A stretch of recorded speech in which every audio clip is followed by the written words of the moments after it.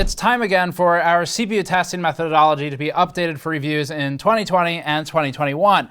For this year, we're adding a lot of new tests, including compile testing, this time using Chromium by popular demand, and we're also adding Handbrake and a couple of other applications as well. A ton of new games have been added, Red Dead 2, The Division 2 as a couple of examples, and we're updating our power testing and our other workstation benchmarks to be all modernized. This is our testing methodology explainer that we'll be referencing over the next year and will be what most of our CPU reviews will be based on in the future.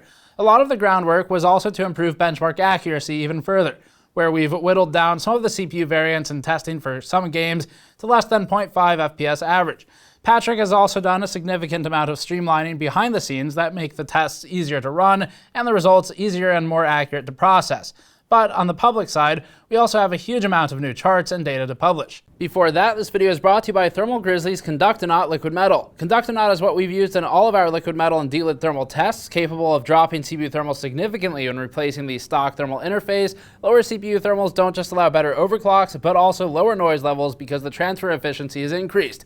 The mix of gallium and indium makes for a thermal conductivity of 73 watts per meter Kelvin, outclassing traditional pastes significantly. Learn more at the link in the description below. Just like our CPU cooler methodology update, this is the big piece that'll explain our hard work and what we've done to improve our testing, and it's more of a research piece that really goes into the details of how and why, and then our following content pieces will be CPU reviews. A couple key points. With the methodology piece, what we're interested in most is explaining what we're doing, and some of that means talking through some errors we've run into or created along the way. So some of the data in here will be explicitly bad data that we are providing as a means to say, here's something that we did incorrectly early on in the discovery process, and here's how we fixed it and why.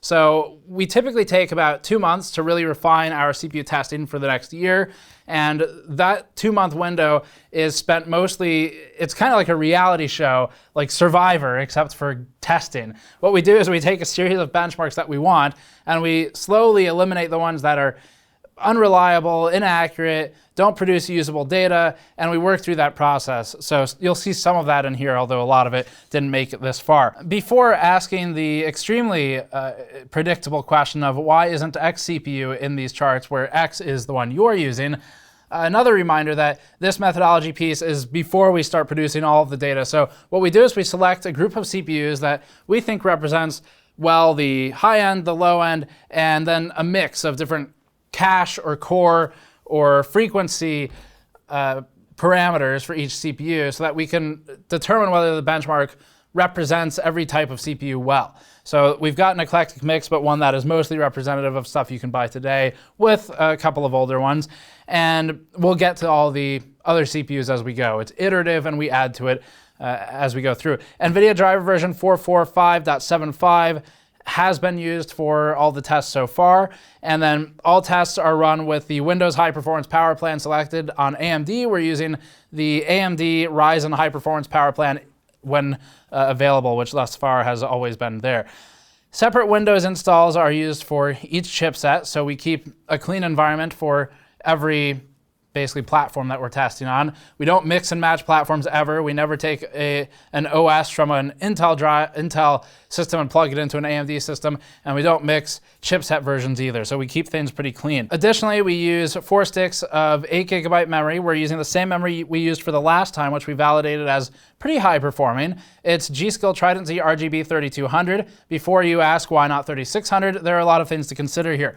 One of them is that 3200 runs extremely well on everything, and this is the biggest point. So if we want to go back in time and test scaling on an AMD R3 1700, or if we want to test an Intel 8700K all the way up to modern stuff, we need a set of memory that will run on everything without needing to bring it down in frequency because the older platforms didn't support it well. Once we get to DDR3, it's a different story because it's different memory entirely. So we use 3200. We think this is also pretty representative of the wider market and what the wider market's using, and as far as 36 and onward, we test that on a one-off basis for new CPUs as they come out when it's relevant. So if we had a 3750X drop today, we would test higher frequencies on it if we felt it were useful to determining the performance of the processor at the high end.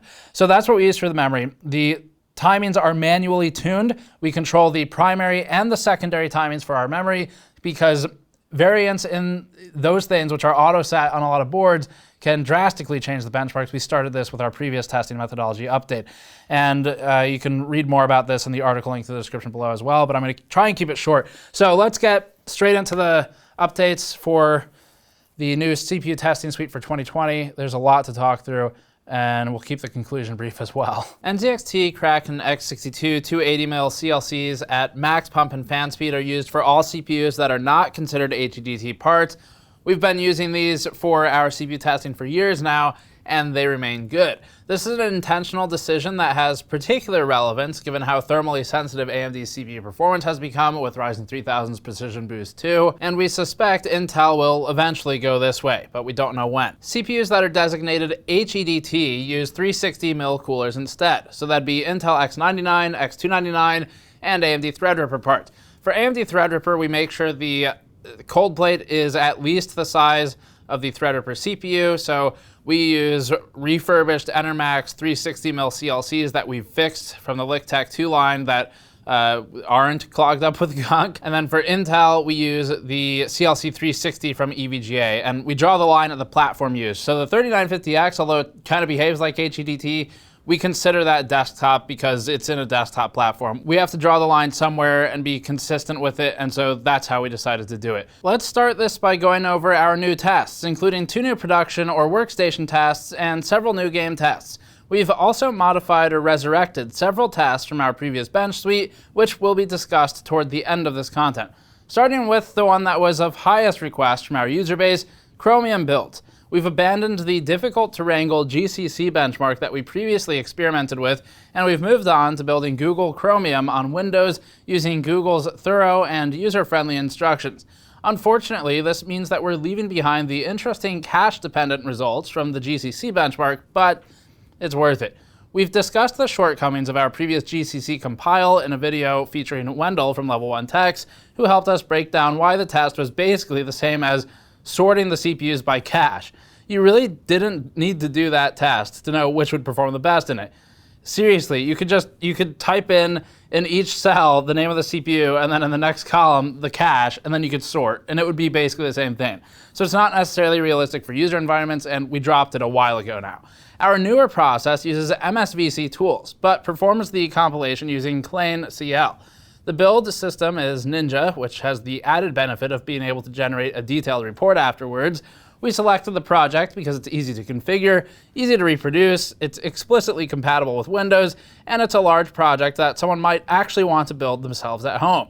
The one significant problem we've run into is that extremely high core count processors bottleneck on the 32 gigabytes of memory that we use for our standard test bench. If this happens, it forces the system to page out to the SSD, making the project take significantly longer as a whole. We've corrected for this by using 64 gigabytes of memory in specific cases, so far this has only proven necessary on the 64-core 128-thread 3990X. Here's a quick sample chart. Please remember that we've only just started using our new test methods in the last couple of weeks, so the charts aren't explicitly fully populated yet. We used parts that seem, in some cases, random to the viewer, but they were chosen to analyze results across the price spectrum to determine if what we were doing even made sense for testing. The 3990X and 3970X have such an overwhelming core count advantage that they top the chart handily. But frequency and core count both play a part here, giving Intel an edge in some instances. The overclocked 8-core 16-thread 9900K, for example, almost makes up the gap and ties the 10-core 20-thread 10900X, while the 8-core 8-thread 9700K also performs better than some of AMD's lower frequency processors with high core counts. AMD's top-of-the-line 3950X does very well here, beating the Intel 10980XE. Intel and AMD CPU frequencies aren't comparable to each other directly, but we can compare the 3 GHz base, 4.6 GHz boost 10980XE as a whole to the rest of the Intel stack to know that it's a relatively low frequency part when compared to gaming-focused CPUs, like the 5 GHz boost 9900K. The 3950X, meanwhile, is still part of AMD's non-HEDT lineup, technically, and is therefore a relatively fast CPU compared to other Ryzen 3000s with a single-core boosting up to 4.7 gigahertz. This is part of the reason why the 16-core 32-thread 3950X can beat the 18-core 36-thread 10980XE in the Chromium test. As stated earlier, the 3990X is too fast for its own good when working with limited memory. If you don't buy enough RAM for your 3990X build, and you intend to do something similar to this, it's possible that your workload would run better on a cheaper CPU with a more appropriate amount of RAM, or you would have to add flags to limit what the compiler is using. The 3990X with 64 gigabytes takes 22 minutes, but requires 209 minutes with 32 gigabytes of RAM, worse than nearly everything else. That's because it's hitting the SSD. Fast I/O would probably be recommended as well in instances where this might not be avoidable if you're doing a lot of compiling. The 3400G sets the floor here at 262, the 3990X leads, the 3600 manages a center position at 115, and that's flanked by the i7-9700K at 5.1 gigahertz and at stock. This chart will be barely legible, but the important parts are clear.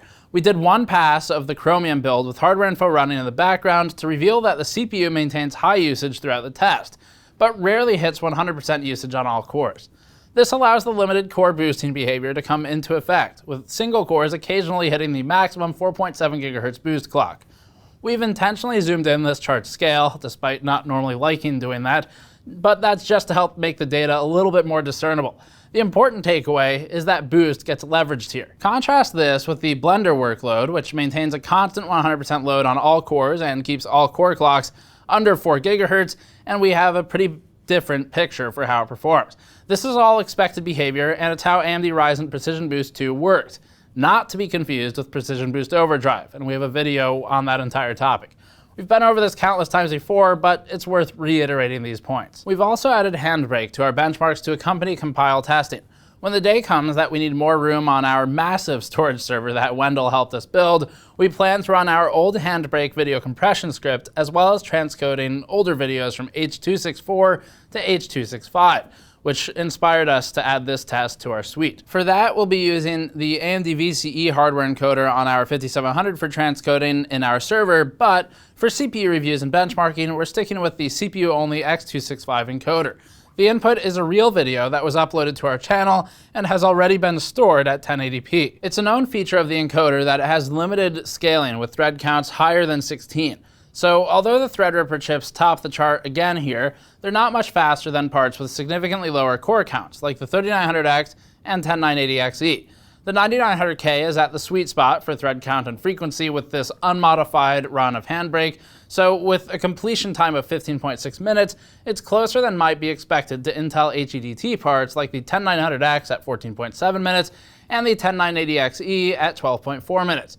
AMD's 3950X lands near the top of the chart again with a completion time of 11.4 minutes, with the Threadripper chips barely scoring any higher. Diminishing returns from increased core count will allow the 3970X to score higher than the 3990X here, since having a higher stock frequency matters more than half the threads. You could probably run 2 instances of Handbrake or something like that if you wanted to set it up specifically for this task. As a separate note, we're not going to be throwing around a lot of percentages today like we normally do. That'll be in the reviews. But this is all about scale. So for new people here, if you're looking at 14.7 versus 11.4 and you're thinking, well, whatever, I can wait 3 extra minutes, it's not a big deal. Keep in mind a couple of things. Project size is completely variable, and obviously there are a lot of parameters that go into it. And secondly, if you're doing this more than once, then it might actually matter a lot what that percentage difference is, what the delta is between result A and B, because now you're starting to talk about, okay, if I queue up a bunch of these to run all day, one of them might actually finish an hour sooner or 2 hours sooner than the other one, depending on what kind of delta you're looking at. That's the part that really matters, and we'll talk about that more in the reviews. Total War 3 Kingdoms is the most recent mainline Total War title. It includes 3 baked-in benchmarks, of which we've selected Battle and Campaign to mirror our previous Total War Warhammer 2 benchmarks.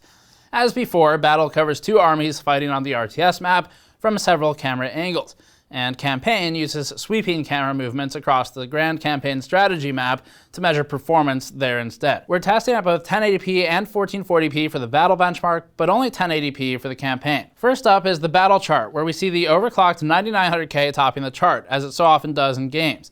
It's at 158 average at 1080p. We've achieved 5.1 to 5.2 gigahertz overclocks on various 9900K and KS samples. That's the fastest of any CPUs in our inventory without using extreme cooling. 8 cores and 16 threads is the most any modern mainstream game desires, so the low core count relative to high-end Ryzen parts isn't a concern.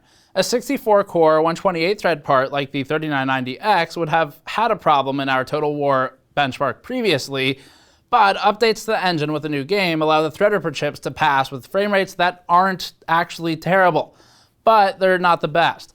Those high core count parts are only really tested to determine if the gaming experience is ruined by compatibility issues.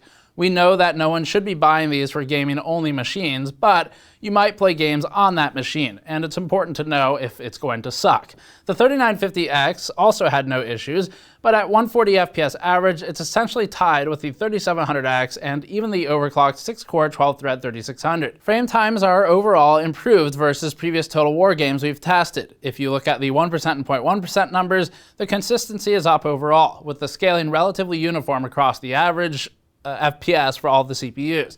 We see a bigger hit to the frame times on the 3400G part by nature of its overall reduced performance. If you're curious about how consistent the data is run to run, here's a quick chart we threw together for better understanding of how accurate the test data is. This shows the square root of the variance amongst the data, or the standard deviation, and helps illustrate the deviation from the mean for a group of test data against a single CPU. A few notes that are very important here. First of all, we run 4 test passes as a baseline and average that data. Secondly, because a lot of people forget this, remember that a test pass doesn't produce just one set of numbers. It actually can produce thousands or tens of thousands of data points to be averaged per run, depending on how high the FPS is for that particular game. What we're actually doing is this. For each test pass, we average the frame time, or the average interval required to draw the next frame, against the entirety of that pass. Like everyone, we have one abstraction from the baseline metric of time into frame rate, but that's something to be discussed later. We then do that 3 more times, a total of 4, and then average those sets of 4 averages together. You end up with no fewer than tens of thousands of data points averaged together in nearly all instances of average FPS, with an exception for very low scoring parts. For this chart, at the very top, the standard deviation is about 0.6 for a 9900K OC average FPS, 0.9 for 1% lows, and 2.6 for 0.1% lows. We traditionally expect lows to have higher variance in general because it's more sensitive due to having less data to draw from. The most variable result we saw was in our 9900K stock pass for 0.1% lows. This is still better than Total War games from a few years ago, but it's more variable than we'd typically like. If we see a result like this, what would happen next is we'd rerun all 4 passes and then check that data, and we'd look and see if the variance or the standard deviation remains the same. And this is something that you'll see reflected in our first CPU review or revisit using this data. We'll have some extra info on the 9900K then. The next most variable was the 3900X at 5.5 for 0.1% lows. So remember that this is a methodology piece, which means that we are intentionally showing you any shortcomings that we found. And then also remember that as we find these things, we improve them before the first revisit or the first review that is used with this methodology. The 9900K is an example of where the numbers are acceptable, but we can probably rerun it just to make sure it's not the CPU itself versus some sort of variation, that something like Windows background services going on in the background. Even though we've mostly controlled those, there's stuff that can happen. So we typically rerun it, and we'll do that when we get a chance before the next one. Overall, we're very happy with these numbers, especially average FPS, where our greatest standard deviation is just 1.0. And we think that even the 0.1% low numbers are within reason for a number which we always have to be careful when we present because it is more variable than average FPS. This data looks good and consistent overall, and so we can make more confident statements about how comparative product performance lines up. Anyone presenting a 0.1% low number is doing so knowing that it is inherently more prone to variance, but as long as that's stated to and known by the viewers, that's okay. It's still extremely useful data, we just have to remember this key. One more key note that's important. Run-to-run variance isn't inherently a test problem or a technician error. It could be, but it could also be an important indicator to a CPU problem or a CPU boosting behavior. In some instances, higher run-to-run variance may be indicative of a CPU throttling. That wasn't happening here though, or a CPU hitting something like a power duration limit. Here's a look at the frame times of that 9900K result, just so we can better understand the numbers. This is what our data looks like before we add the frame rate abstraction layer and do all the averaging to make legible numbers. These charts will still pop up on occasion for important data, like those spikes you're seeing in the first pass of the 9900K run, but we'll do that on a CPU or game-by-game basis. We find that an 8 to 12 millisecond excursion from the previous frame time starts to become noticeable to players as a hitch or a stutter. The 9900K is overall consistent in delivery in this game, but those occasional large spikes are what created the higher standard deviation than in the other tests. It wasn't test error or technician error here, but an outlier to 24 milliseconds that distorted the average, followed by several other spikes toward 20 or 17 milliseconds. Remember that 60 FPS is about 16.667 milliseconds just as a baseline, so it's still an objectively good experience overall with a few outliers. No major stutters, but enough to distort the low-end data that's natively more limited in quantity. We also have 1440p tests for this one that are GPU bound, but we'll show those next time when we have a CPU revisit or review to work on. Surprisingly, average FPS is lower in the campaign benchmark for most CPUs, which hasn't always been true in past iterations of Total War games. The overclocked 9900K is again at the top of the chart with a 152 FPS average, and the 3950X is again in the middle of the chart, with the same performance level as the 3700X at about 127 or 125 averages respectively. All three CPUs have 0.1% lows above 60 FPS, as do almost all of the CPUs we've tested so far, which is a welcome change from the frequent stuttering issues that we've encountered with past Total War titles. We can see that the frequency still matters most to the Total War series so far, illustrated best by the 9600K at 5.1 GHz outdoing the stock 9900K CPU, or roughly matching at best. This is good data to have so that we better understand how CPUs perform in each game, and is also part of why AMD runs lower on these charts. The 10980XE and 3990X establish that all those extra cores don't matter at all if there's no frequency to back them up in Three Kingdoms, but the 9900K at 5.1 GHz shows that extra threads can post a difference when frequency is at least equal to the chip nearby, shown by highlighting the 9700K at 5.1 GHz. Variance is a little higher in this one, although still tight in tolerances, and our results range for a given CPU is about 1.4 FPS average. Next up, we found the Division 2 to be relatively undemanding for CPUs that almost unavoidably bottlenecks hard with GPUs when using high settings or resolutions higher than 1080p. This title will definitely make its way into our next round of GPU benchmarks, but we've kept it in the CPU suite as well since it has reasonable performance on low-end CPUs and can show differentiation between Pentiums and Athlons without dropping to a completely unplayable frame rate. There are fewer results on the final chart for now because we decided the level of GPU bottlenecking was unacceptable midway through testing, and we picked new settings for the benchmark. Let's take a look at the results we've discarded first, since they're a prime example of what we have to avoid when doing CPU benchmark methodology updates. We initially chose the high setting preset and modified a couple of settings to increase CPU load, with initially promising results. As the chart filled out though, it became clear that CPUs were falling into two buckets and had a clear division. All Intel and Threadripper parts would average about 160 FPS, and all other AMD parts would average about 150 FPS, almost entirely unaffected by the frequency or the core count of the CPUs, except for the extreme bottom of the stack with the G5500 and the R5-3400G. This indicates a definite non-CPU bottleneck, and one that favors Intel, particularly in this instance. We're no longer testing the CPU here, we're testing the GPU, and the results range is mostly noise from frame times bouncing off of an artificial ceiling for the CPU. These are all real results still, but it's a benchmark of a 2080 Ti on each of these CPUs more than anything else, and it's not even particularly useful for that. We switched to a settings profile based on the medium preset, which we'll be using for our published results going forward. The results we've gathered so far using a profile based on the medium preset are something we'd expect to see from F1 2019, with the 9900K in particular breaking the 200 FPS mark. By moving to lower settings, we've gone beyond what a typical user actually wants, but like F1 2019, we're making an intentional choice to force the CPU to be the limiting factor so that we can make comparisons. The previous test showed the 3950X losing by a wide margin to the 9600K, but with the CPU bound profile, AMD's CPU has a moderate lead. This still isn't a title where high core counts can really flex, but the stack makes sense. Note that the 9900K is bottlenecking on the GPU at the top end of the chart, hence why the 5.1 GHz result is not meaningfully different from the stock results, so we're still within range of what the CPUs are limited by from the GPU. There's even some scaling at 1440p, although very little. The top-ranking CPUs are well within variance and are clearly GPU bound. The 9900K at 5.1 loses about 25% of its performance versus the 1080p result, thanks to the GPU getting hit too hard. Even the 3950X loses performance, despite not being fully maxed relative to the 9900K. There's still some overhead here that lowers its ceiling, and that's why you see AMD appearing to hit a bottleneck sooner than Intel. The same goes for the rest of the AMD CPUs. Even the low end is limited, thanks to the higher performing areas of the bench now being GPU bound.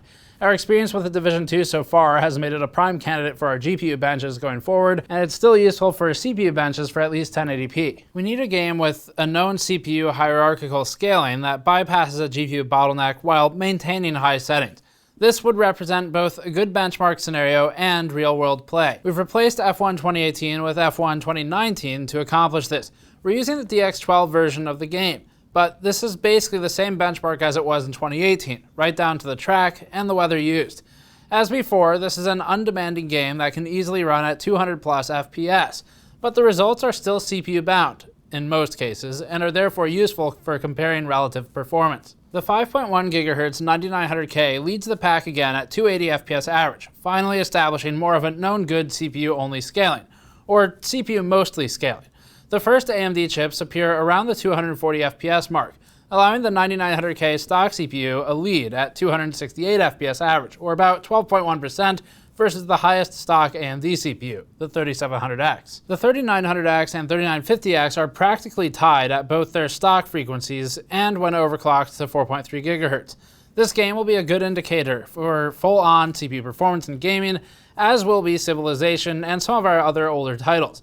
Like always with F1, we're seeing issues with 0.1% low consistency that we can't well explain outside of something to do with the engine. Even 1440p works well for a scaling demonstration. Although it's obviously becoming GPU bound, the 9900K still runs at 229 FPS average at 5.1, with the stock 9900K at 224. The margin has slimmed between these top half CPUs, but there's still a difference being shown between them, and so if you want a comparison of higher resolution gameplay with more of a GPU load, this would be a good one. Red Dead has proven to be an absolute pain in the ass to benchmark for various boring reasons that we won't go into. But it's new, it's demanding, and it has both Vulkan and DX12 support, so we've put the work in to include it in our suite. Both Vulkan and DX12 tests are run with settings as identical as possible, and we have a comparison between the two later on in this content to show you the differences. Separately, we're aware of the CPU load rebalancing command line flag that was suggested as a bug fix at launch, but this flag should no longer be necessary and we don't use it. Here's the DX12 chart with 1080p. Red Dead Redemption also becomes GPU bottlenecked at the upper end, with the 9900K showing no significant improvement from an overclock and barely placing above the stock 8700K. Still, there's definitely scaling for CPUs lower on the stack. The R7 2700 and R5 1600AF both show positive scaling with overclocks here. The 3600 shows no improvement, and the 3900X actually averaged a couple FPS lower when locked down to 4.3 GHz across all cores. The 3950X performed adequately here, but clearly can't leverage its core count advantage and only tied the overclocked 3900X. The Vulkan chart also shows a GPU bottleneck around the 130 FPS mark, but more CPUs are able to hit it. The 9900K, both stock and overclocked, is tied with Intel CPUs further down the stack, even down to the 8700K and 8086K. The AMD CPUs seem to hit their own limit around 123 FPS average, with the 3950X averaging 122 FPS, and most of the other 3000 series parts tying it. Overall, the Vulkan benchmark seems less useful to us as a CPU test with these settings, but we're keeping it around as a comparison to the DX12 results, and because it's the API that the game defaults to. Here's the chart of Vulkan next to DX12 for average FPS. Overall, Vulkan trends higher in averages, despite having the buggier implementation back at launch, and keeping in mind that we don't know fully if there's something that isn't being rendered in one of the two APIs. The Vulkan headroom is also more constrained on the CPUs, leaving us with less to compare scaling against. Still, at some point, real-world play has to be considered. The 0.1% differences establish that Vulkan is superior as well. Its biggest downside appears to be in implementation issues where players have reported a need to use DX12 to prevent certain types of crashes, but we can't test for that, so we'll just test both APIs. After seeing these results, this reminded us of our Red Dead 2 launch day CPU benchmarks, where we used medium. We're going to add a set of 1080p medium tests going forward to show more scaling between the CPUs, but we're keeping the high tests as well, because realistically, a lot of people will be GPU bound in this game. If we pull one of our charts from the launch day CPU benchmarks and put that on the screen now, you'll see that the top to bottom ranking was wider. We'll also drop, going forward, 1440p with DX12. Since DX12 seems to be the lower performing of the two anyway, and since 1440p is already of questionable usefulness when we're basically approaching GPU bottlenecks with the top half of CPUs at 1080p anyway, we'll keep 1440p Vulkan just in case.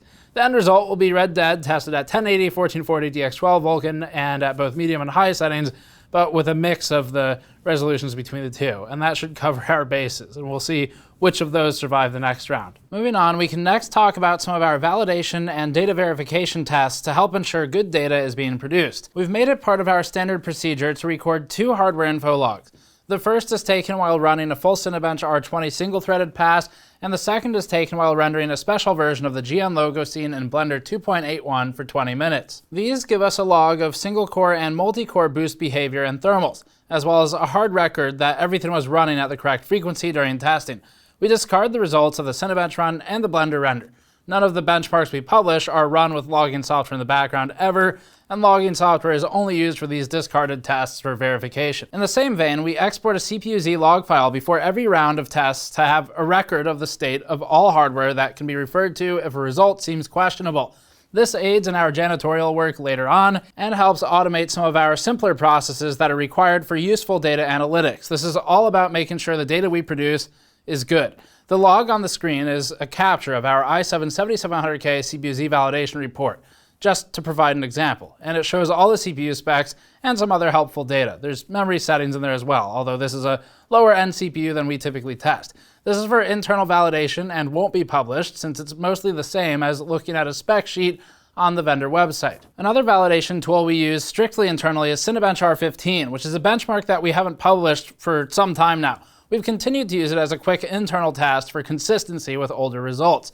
We've been running this test for years. We have years worth of data stored up, and if there's ever a significant difference in score versus CPUs we've tested in the past, we instantly know that something has gone wrong and we need to rerun our tests. We don't publish the numbers because Cinebench's usefulness, especially R15, is limited. The R15 bench is too quick to be good for high core count CPUs, and even the R20 bench doesn't perfectly address the problem. The results of the multi-core test correlate almost directly with the number of CPU cores. We're trying to provide valuable information here, not prove that 16 is bigger than 8 over and over. If we're going to publish results like that, we'd rather them be from some software that people actually use heavily, like Blender. We replaced Cinebench with Blender several years ago for public data, and you can get that there. Photoshop is another returning test. We're continuing to use Puget Systems' extended benchmark now with Photoshop version 21.0.3. We may choose to move away from this benchmark in the future, as Puget Systems has made some changes to their Adobe Bench software, but for now, the older version continues to work just fine. Photoshop continues to be far more responsive towards increases in frequency than in core count, and we like it for that reason. It's a good example of a real, actual application used on workstations that does more than just core response, which we already have good core and thread response with Blender and V-Ray and plenty of the other apps, so we wanted something that's still used in workstations but responds to frequency as well. Adobe Premiere returns as well. We've tested it for some time now, even before we publish results for it regularly, but we now perform this as part of our standard suite. We use an in-house benchmark that renders one 1080p H.264 project and one 4K project at 60 FPS both, currently using Premiere and encoder versions 14.01. Both projects are real GN videos that have been published to the channel, and both use our normal render presets. So this benchmark is particularly useful to us when we're shopping for hardware for rendering videos on our own systems. CUDA acceleration is enabled for this test, and as a note, we've seen that AMD has really picked up in its performance in Premiere over the past couple of months or so, the last 6 months, and that is reflected in this new version. To shorten this content piece a bit, we'll truncate the explanations going forward and point you toward the article in the description below for additional paragraphs of testing background information on each of these headers. We're still using Civilization 6 turn time benchmarks for testing, as shown in this chart. This is for turn time, not FPS, and is valuable for a gaming CPU comparison outside of just graphics. Hitman 2 returns unchanged for benchmarking using DX12 and customized settings to increase CPU load by maxing simulation and sound simulation quality. More in the article for this one as well. By force of popularity, GTA 5 also remains in the suite. It's one of our oldest and most reliable benchmarks, and one that remains CPU bound. We like it because we now have 5 years of test data on it, and keeping something older around helps us to check against previously tested CPUs that may not have yet been tested in the new suite. Assassin's Creed Origins returns as well for a similar reason. This isn't the newest Assassin's Creed game, but we've kept it around as another representative of DX11 and a title that produces reliable, CPU-bound results with interesting thread and frequency demands. Shadow of the Tomb Raider also returns. 1440p has been eliminated from the suite because, frankly, we already have too much, and we have 1440p, but 1080 remains.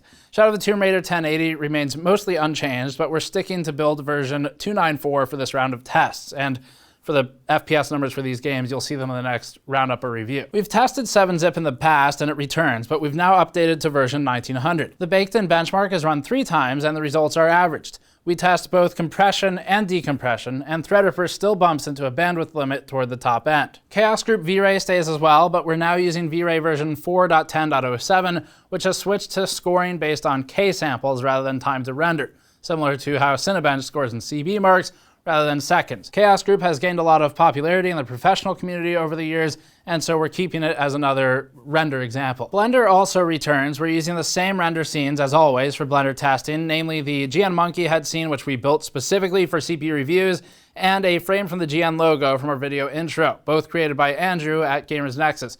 We're not really happy with the samples that exist publicly for use for benchmarks, and so we made our own that we think are better for these purposes specifically. We've now updated to Blender version 2.81 for CPUs, which we use for both renders. This may make the data more difficult to compare to old data, so we'd advise against doing that. Finally, we've been doing power testing in one form or another on CPUs for a long time now, but we've now officially made it part of the standard benchmarking process. The charts won't look much different in the end, but it means that we won't keep forgetting to run the tests and having to reassemble the test bench afterwards. It's part of SOP now. We test taking a direct feed of the CPU 12-volt power cable while running Cinebench R15 single-threaded and multi-threaded, Cinebench R20 single-threaded and multi-threaded. We use this application specifically for turbo duration measurements before it hits, and then F1 2019 at 1080p. We then allow Blender to render a specially designed scene and record the amperage after 5 minutes, allowing for turbo durations to relax. Charts like this Blender one will show lower power consumption on average due to the turbo duration changes, while the Cinebench and gaming charts might show higher power consumption, particularly on Intel CPUs, because of the shorter limit. And leakage is also a consideration in the Blender one. We'll talk about this more in the next CPU piece. There's a lot more data too, but this video is already too long, and the article is 13 pages just in Word. So we'll publish that on the website. It's got a couple of additional paragraphs, especially towards the end of the video. That stuff's a bit longer than the article, and we're publishing it as just a 1-page, at least for now, on the site so you can access it easily, although it might be a bit brutal on phones with the amount of data you're loading, so careful about that. But yeah, that's the CPU methodology update. There's more to say, but not more time, so we'll cap it here. Thanks for watching. As always, to support these efforts, then you can support us on store.gamersnexus.net and pick up things like mod mats, or soon toolkits. They're coming back, mouse pads, stuff like that. Or you can go to patreon.com/gamersnexus and get access to some behind-the-scenes videos. We just uploaded a new Patrons Ask GN episode there. Subscribe for more. We'll see you all next time.